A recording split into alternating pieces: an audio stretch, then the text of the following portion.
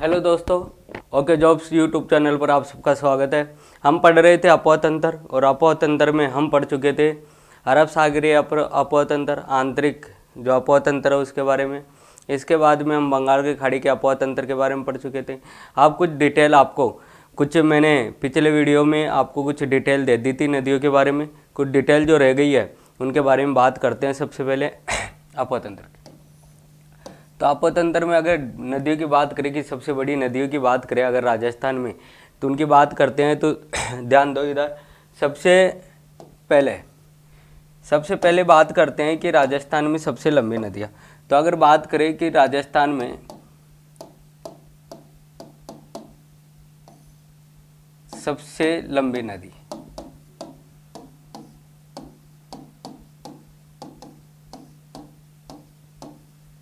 बहने वाली सबसे लंबी नदी की बात करें, राजस्थान में बहने वाली सबसे बड़ी नदी की बात करें तो वह हो जाएगी चंबल। ठीक है। इसके बाद हम बात करें दूसरा कि राजस्थान में पूर्णतया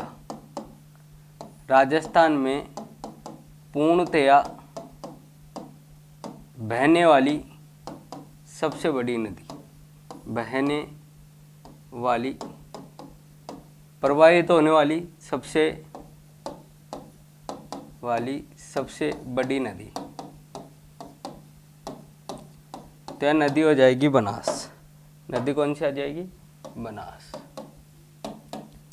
ठीक है दोस्तों। अगर बात करें अपने यहाँ थर्ड पॉइंट, उत्तरी राजस्थान की सबसे बड़ी नदी, तो नदी हो जाएगी घग्गर। कौन सी हो जाएगी? घग्गर। और घग्गर देखा जाए तो राजस्थान की 5वीं सबसे बड़ी नदी है। ठीक है। इसके बाद हम फोर्थ, दक्षिणी राजस्थान की सबसे बड़ी नदी की बात करें तो वह नदी हो जाएगी भाई माही। ठीक है। इसके बाद हम बात करें अपन, ये से दूसरे नंबर की नदी है लंबाई में। अगर बात करें 5वें नंबर की, पश्चिमी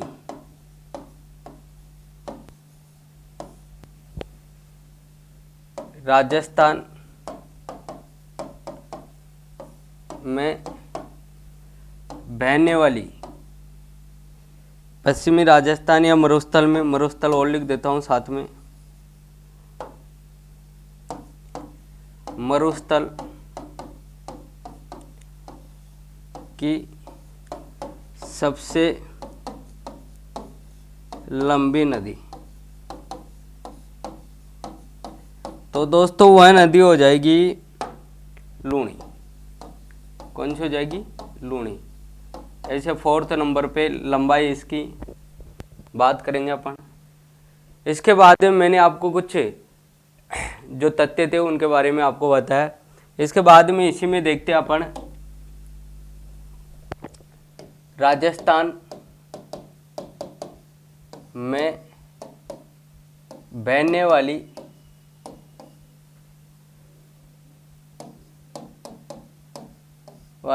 नदियाँ लंबाई के आधार पर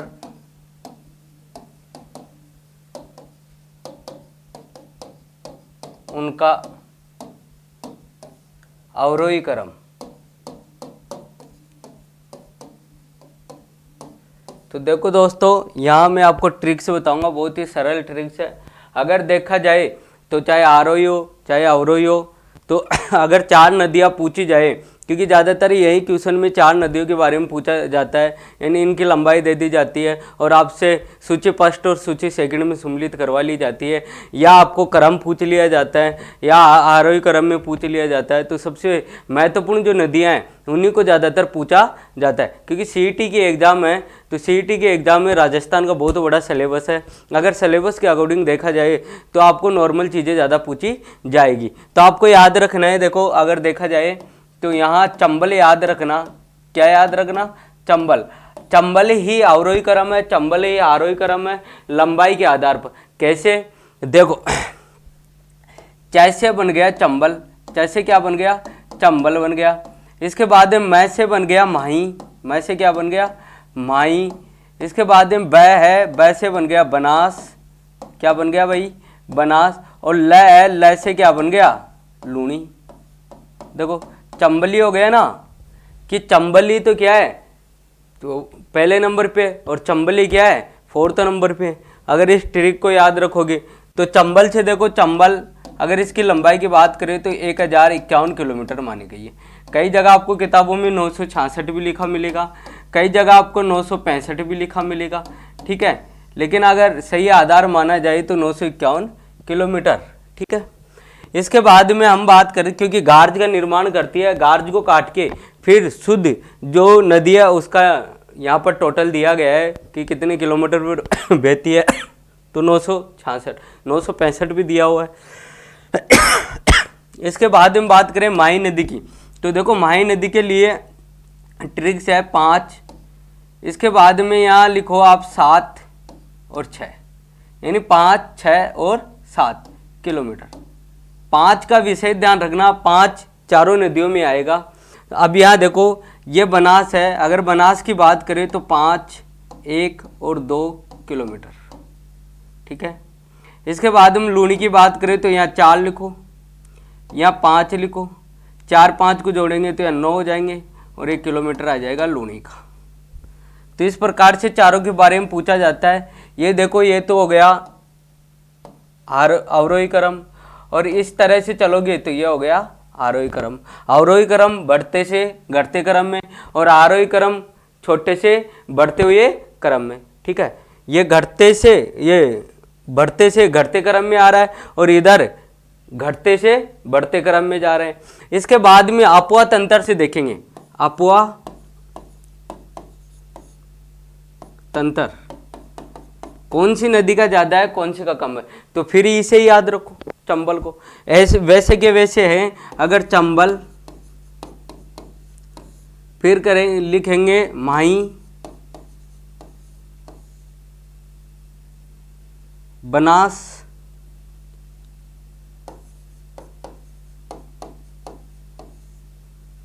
और लूणी।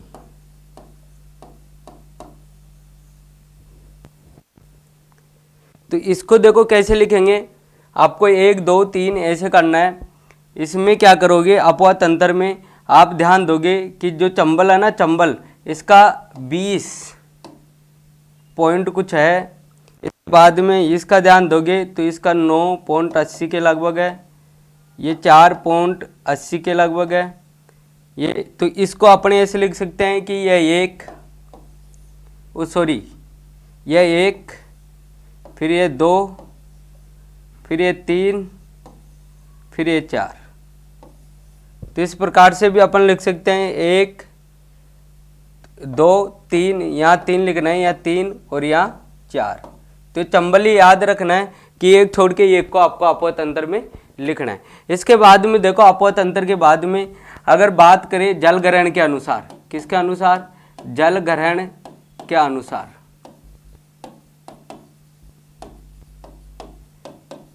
तो जल ग्रहण के अनुसार बात करें तो आ जाएगा बनास, फिर आएगा लूणी,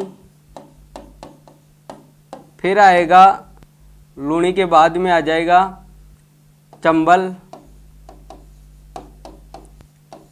फिर आएगा माही।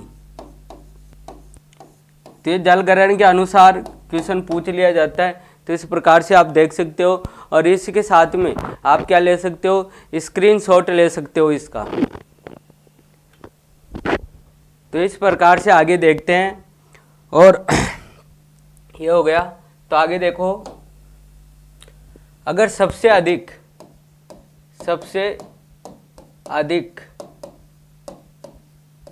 सतही जल, सबसे अधिक अगर सतही जल की बात करें तो यह होगा चंबल नदी का। कौन सी नदी का? चंबल नदी की बात करेंगे। इसी के साथ में देखो, भारत सरकार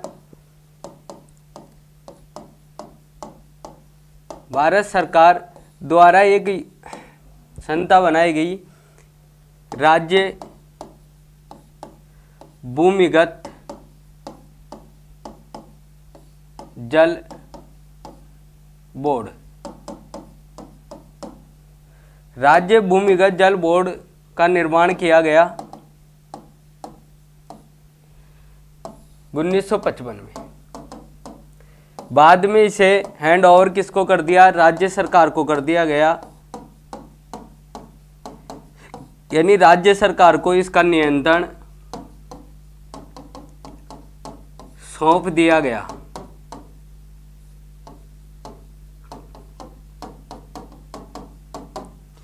क्या सौंप दिया गया भाई?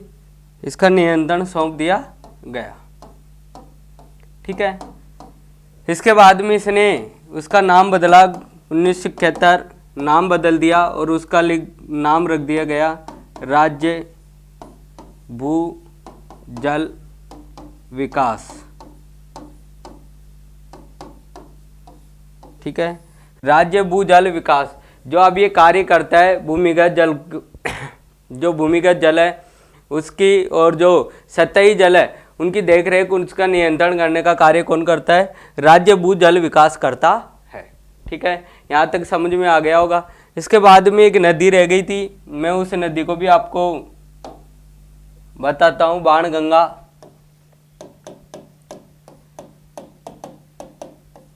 अगर बाणगंगा की बात करें भाई, तो बाणगंगा आपको पता है कि 2012, अगर 2012 से बात करें तो राज्य सरकार ने इसे रुंडित नदी के नाम से कहा, रुंडित नदी नाम दिया,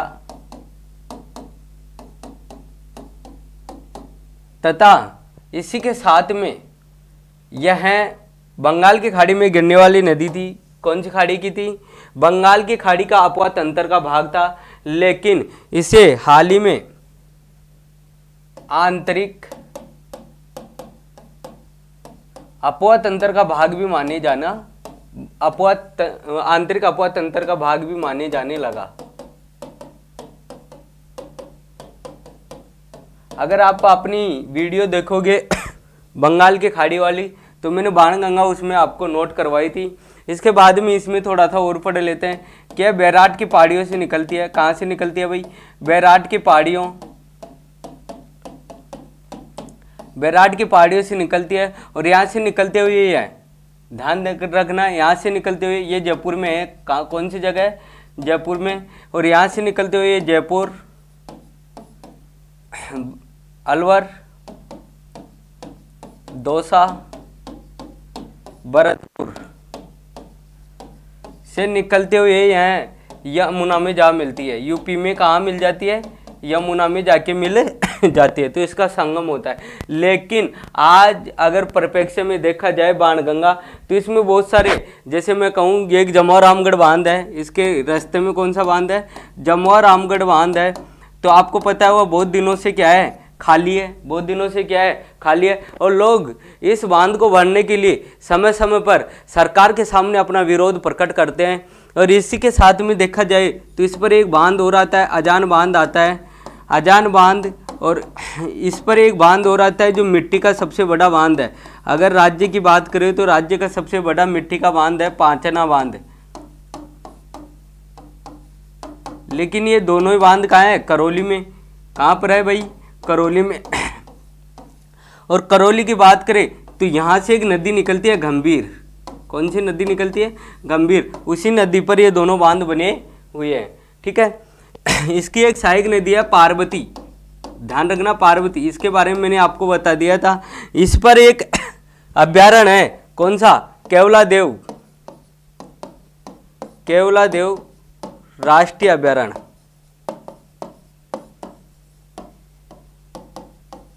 अगर केवलादेव राष्ट्रीय अभयारण्य की बात करें तो आपको पता है कि 1980 में इसे रामसर साइट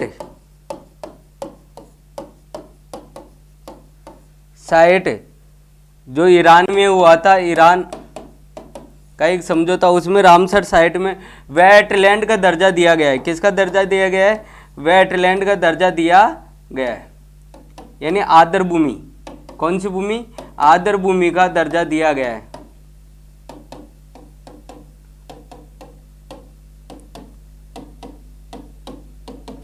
ठीक है, यहाँ तक समझ में आ गया होगा। इसकी बात कर रहे थे कि यह जमोरामगढ़ में आपको पता है बहुत दिनों से खाली है, और खाली होने का कारण यह है कि जगह जगह तो डैम बन चुके हैं, और इसका जो पानी है वह अब अपने जो यमुना में मिलना है, यमुना क्या भरतपुर के क्षेत्रों में जाके यह भूमिगत हो जाता है। इस वजह से इस नदी को भी कौन से अपवाह में लिया गया है? आंतरिक अपवाह तंत्र में लिया गया है। अब बैराट की बात करें तो बैराट में आपको पता है मौर्यकालीन अवशेष प्राप्त हुए हैं, अवशेष प्राप्त हुए हैं। ठीक है, जो अवशेष थे वो कौन से राजा के काल के थे? वही मौर्य अशोक, जो अशोक को अशोक को कहते हैं कि यह अशोक को यह दर्शाते हैं कि यह बुद्ध का अनुयायी था, बुद्ध का अनुयायी था। ठीक है, इसके बाद में भी यहाँ से अगर देखा जाए तो महाभारत के अवशेष भी प्राप्त हुए हैं। महाभारत क्या अवशेष? ठीक है, तो इस प्रकार से हम बाणगंगा के बारे में अच्छे से जानकारी जो यहाँ मैंने दी है उसको याद कर सकते हो, क्योंकि एग्जाम में यहाँ से भी क्वेश्चन फंस सकता है। आगे नेक्स्ट देखते हैं अपन, इसके बाद में झीलें। क्या पढ़ेंगे भाई? झीलें। तो झीलों की बात करेंगे तो झीलें देखो, झीलें। ठीक है, अगर राजस्थान में झीलों की बात करें तो आपको पता है कुछ झीलें प्राकृतिक है। प्राकृतिक का मतलब यह है कि वो झीलें किसी न किसी प्राकृतिक कारणों से अपने आप बनी हुई है। जैसे मैं कहूँ पहाड़ों के बीच में अगर निम्न भूमि है तो वहाँ पर पहाड़ों से उतरने वाला जो पानी है बरसात के दिनों में वो पानी भर जाता है और एक झील का निर्माण कर देता है। यानी बहुत बड़े भाग में पानी का भरा रहना, जैसे तालाब के बाद में अगर और भी ज़्यादा स्तर पर हो तो उससे क्या कह सकते हैं? झील कह सकते हैं। इसके अलावा कुछ जो झीलें हैं उन्होंने राजा महाराजाओं ने अपने शासन में पेयजल व्यवस्था उपलब्ध करवाने के लिए लोगों को या जनता की देखरेख के लिए, सिंचाई के लिए उनका निर्माण करवाया था। और साथ में ही कुछ झीलों का निर्माण उस समय राज्य की जो जनता है उसके जब अकाल पड़ता है तो उस समय लोगों को रोजगार देने के लिए भी किसका निर्माण करवाया था? झीलों का या बावड़ियों का निर्माण करवाया गया था।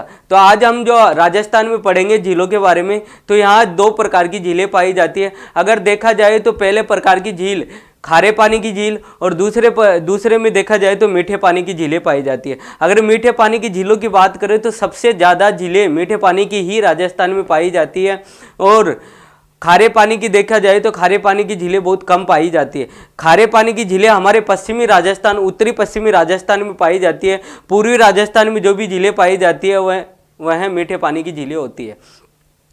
इसके साथ में ध्यान रखने की बात है कि जो खारे पानी की झील होती है वो 33 सागर का भाग होती है। किसका भाग होती है? 33 सागर का भाग होता है। और हमने पढ़ा था कि हमारा जो पश्चिमी मरुस्थलीय भाग है वह कौन सा भाग है? 33 सागर का भाग है। किसका भाग है? 33 सागर का भाग है। तो 33 सागर का भाग होने के कारण इनमें क्या होता है? खारापन होता है। क्यापन होता है? खारापन होता है। इस वजह से इसमें सोडियम सल्फेट की मात्रा होती है। इसी के साथ में आपको पता है सोडियम क्लोराइड होता है, तो वह नमक का निर्माण करता है। इस अगर मीठे पानी की बात की जाए तो मीठे पानी बरसात के दिनों में जो वर्षा होती है वाष्पीकरण से उस बरसात का पानी जो इकट्ठा होता है वह बहुत मीठा होता है, और उस मीठेपन के कारण झीलें क्या पाई जाती है, पूर्वी राजस्थान में मीठी पाई जाती है। क्योंकि अरावली पर्वतमाला की बात करें तो आपको पता है अरावली पर्वतमाला में सबसे ज़्यादा जो नदियाँ निकलती है वह पूर्वी राजस्थान से निकलती है, और पूर्वी राजस्थान से निकलने के कारण ज़्यादातर नदियाँ या तो किसी झील का निर्माण कर रही है या तो किसी झील में गिरकर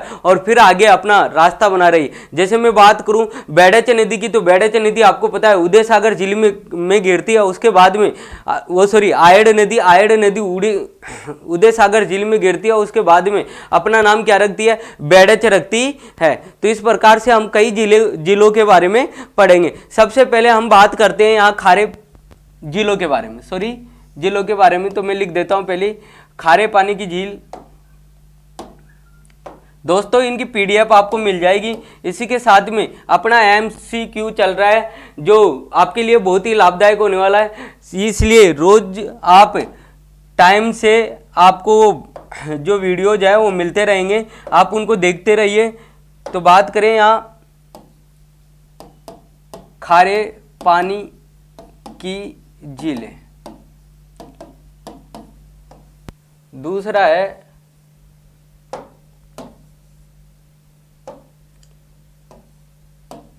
मीठे पानी की झीलें। ठीक है दोस्तों, इसके बाद में देखो खारे पानी की झीलों की बात करें तो इसमें आ जाती है सांबर, जो जयपुर में स्थित है। कहाँ पर स्थित है, जयपुर में स्थित है। दूसरी बात करें तो दूसरा आ जाता है यहाँ पर डीडवाना।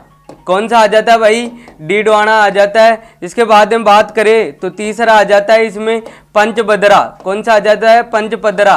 डीडवाना की बात करें तो नागौर जिले में स्थित है। कौन से जिले में स्थित है, नागौर जिले में। पंचभद्रा की बात करें तो यहाँ बाड़मेर जिले में स्थित है। इसके बाद में इसमें देखो काओद आ जाती है। कौन सी आ जाती है, काओद आ जाती है, जो जैसलमेर में स्थित है। कौन सी जगह स्थित है, जैसलमेर में स्थित है। इसके बाद में इसमें देखो फलोदी आ जाती है। कौन सी आ जाती है भाई, फलोदी। और फलोदी की बात करें तो यहाँ जोधपुर में स्थित है। कहाँ पर स्थित है, जोधपुर में।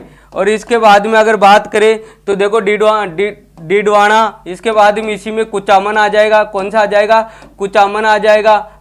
ठीक है, कुचामन के बाद में इसी में नावा आ जाएगा। ठीक है, इसके बाद में इसी में डेगाना आ जाएगा। तो नागौर में देखो इस प्रकार की सबसे ज़्यादा अगर खारे पानी की झीलें हैं तो नागौर में स्थित है। ठीक है, और भी बहुत सारी झीलें हैं, लेकिन अपनी सबसे जो महत्वपूर्ण है वह है सांबर, डीडवाना, पंचभद्रा, फलोदी। ठीक है, इनके बारे में पढ़ेंगे और इनके बारे में जानेंगे कि काओद जैसलमेर में, कुचामन, नावा और डेगाना की बात करें तो ये कहाँ है, नागौर में। इसके अलावा अगर बात करेंगे तो सिक्कर में देखे काचारी की बात करें तो ये कहाँ है, सिक्कर में। ये कहाँ पर है, सिक्कर में। तो इस प्रकार से अपन और भी कहीं बात करेंगे, तो आप देखते रहो इनको अच्छे से, और एक बार इसका स्क्रीनशॉट ले लो। ठीक है दोस्तों, तो बात करें आगे बात करें सांबर की। सांबर को देखा जाए तो यह जयपुर में स्थित है। कहां पर स्थित है भाई, जयपुर में। कहा जाता है तो नागौर और अजमेर की सीमा पर। ठीक है, इसके बाद हम बात करें इसकी स्थापना की तो कहा जाता है इसकी स्थापना की थी वासुदेव ने, वासुदेव चौहान। कौन सा अभिलेख में यह कहा गया है, एक बिजोलिया के अभिलेख में, शिलालेख।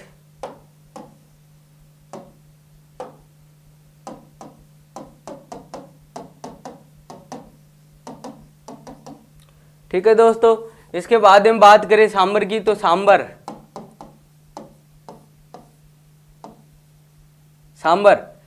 राजस्थान की सबसे बड़ी खारे पानी की झील।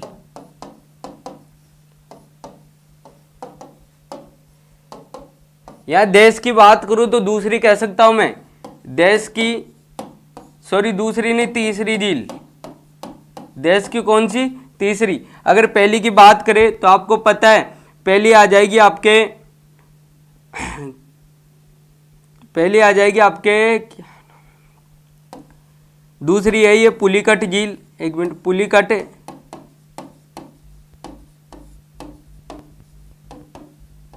पुलिकट झील। और पहली आप जो उड़ीसा में है, उड़ीसा की झील।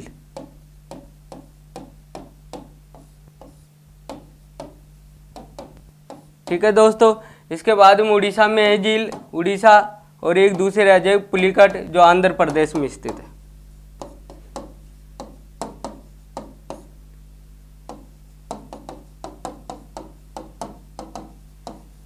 इसको चिल्का झील बोलते हैं, चिल्का झील। ठीक है, तो इसके बाद हम बात करें तो यह भारत की कौन सी झील है? फिर प्रथम, जो प्रथम बार बार बोला जाता है कि प्रथम झील है, प्रथम झील है, तो इसकी बात करेंगे तो यह भारत में नमक उत्पादन में, भारत में नमक उत्पादन करने में प्रथम स्थान है। क्या है भाई? प्रथम स्थान। कुल नमक का 8.7% यहाँ से उत्पादित होता है। यहाँ एक उपक्रम लगा हुआ है Sambhar Salt Limited, Sambhar Salt Limited, जिसमें यह भारत सरकार का उपक्रम है। किसका उपक्रम है? भारत सरकार का।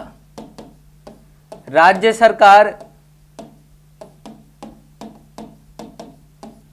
का 40% हिस्सा, और बात करें तो भारत सरकार 60% हिस्सा है। ठीक है दोस्तों, इसके बाद हम बात करें तो यहाँ सांबर साल्ट जो लिमिटेड है, ध्यान देना, जो सांबर साल्ट लिमिटेड है, इसका कई बार क्वेश्चन पूछा गया है। इसमें एक तो ये पूछा गया है कि भारत सरकार का उपक्रम है या नहीं है, तो सांबर साल्ट दे दिया जाता है। राज्य सरकार का 40% हिस्सा है, भारत सरकार का 60% हिस्सा है, और यहाँ से नमक का उत्पादन आपको पता है 8.7% किया जाता है। इसके अलावा जो यह उत्पादन किया जाता है, ये कैसे किया जाता है? क्यार में, यानी उत्पादन को क्यारी बनाकर किया जाता है, तो उसको बोला जाता है क्यार। क्या बोला जाता है भाई? क्यार बोला जाता है। ठीक है, इसके बाद में देखो, इसी सांबर साल्ट की बात करें तो आपको पता है 2019 में, 2019 ईस्वी में यहाँ बहुत सारे प्रवासी पक्षियों की क्या हो गई थी? मृत्यु हो गई थी। यहाँ बहुत सारे प्रवासी पक्षियों की मौत हो गई थी।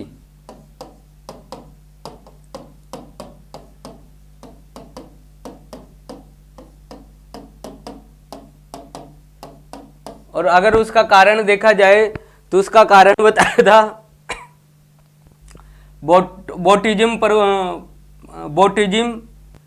अवीन बोटिज्म बीमारी, अवीन बोटिज्म बीमारी बताया था, उसका नाम अवीन बोटुज्म बीमारी। ठीक है, इसके बाद में बात करें तो यहां से देखो, सांबर में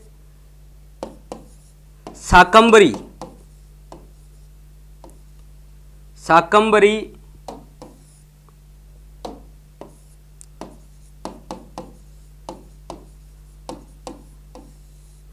माता का मंदिर है, चौहानों की कुलदेवी।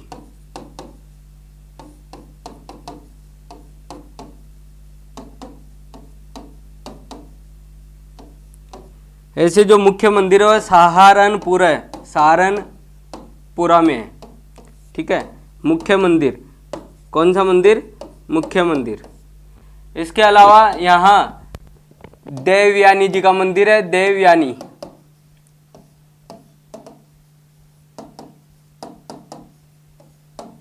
देवयानी जी का मंदिर है जो तीर्थों की नानी कहलाती है। क्या कहलाती है? तीर्थों की नानी।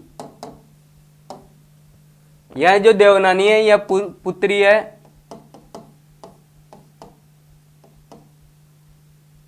शुक्राचार्य।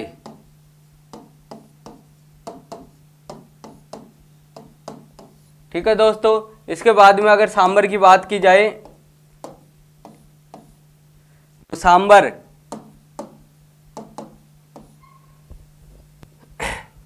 मंदिर हो गए। इसके बाद में देखो सांबर झील में अगर मुगल काल की बात की जाए, अकबर जोधा का विवाह हुआ।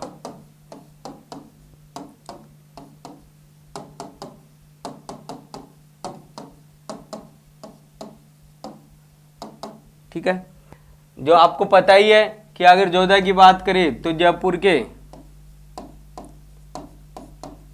आमेर के शासक बारमल की पुत्री।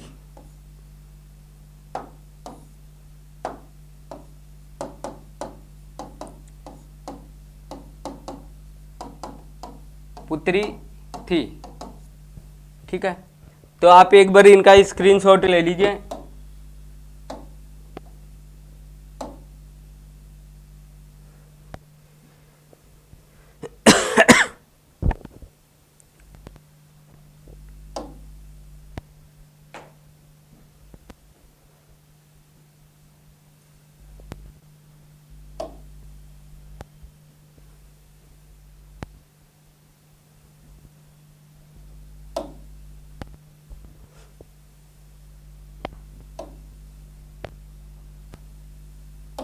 तो आगे अपन पढ़ेंगे इसी के बारे में,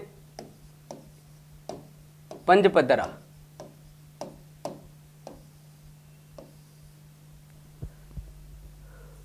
यह है बाड़मेर। ठीक है, बाड़मेर में स्थित है। इसके बाद में बात करें तो सांबर के बारे में और बात करें तो उसमें 5 नदियाँ आती है। ये मैंने आपको सांबर जब अपतंत्र पढ़ाया था उसमें बता चुका हूँ। पंचपदरा की बात करते हैं। पंचपदरा बाड़मेर में स्थित है। यह यहाँ सबसे उत्तम किस्म का नमक का उत्पादन होता है।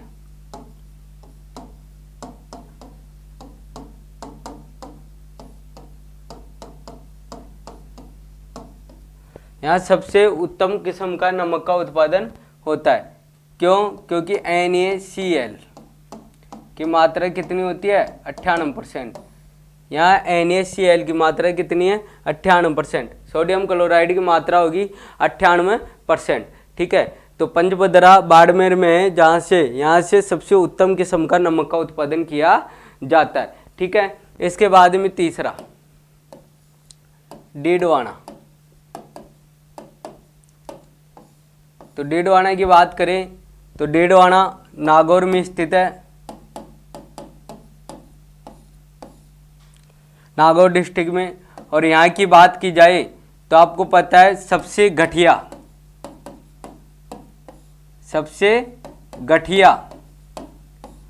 नमक का उत्पादन होता है।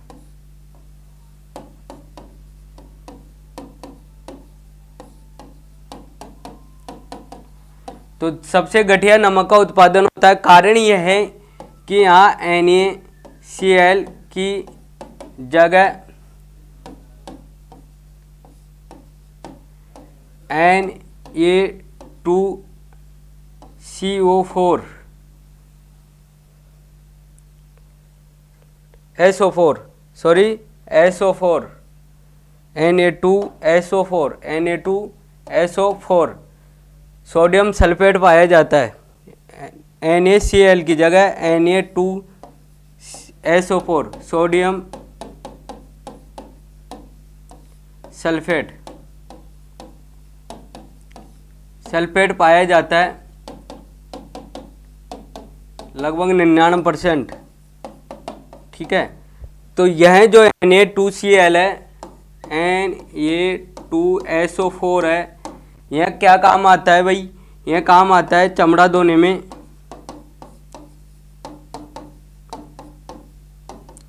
कागज गलाने में,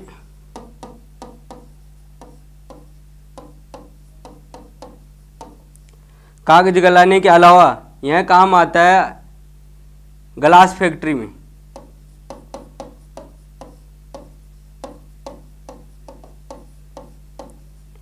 ग्लास फैक्ट्री में तो यहाँ से देखो, डीडवाना में, नागौर में है सबसे घटिया नमक का उत्पादन होता है, क्योंकि खाने लायक नहीं होता। उसमें NaCl की जगह क्या होता है? सोडियम सल्फेट होता है, Na2SO4 होता है, जिस 99% जो किस काम आता है? चमड़ा धोने में, कागज गलाने में, ग्लास फैक्ट्री में। जब इतना काम आ रहा है तो यहाँ इसका मतलब कोई ना कोई फैक्ट्री लगेगी। तो यहाँ एक फैक्ट्री लगी हुई है, राजस्थान केमिकल्स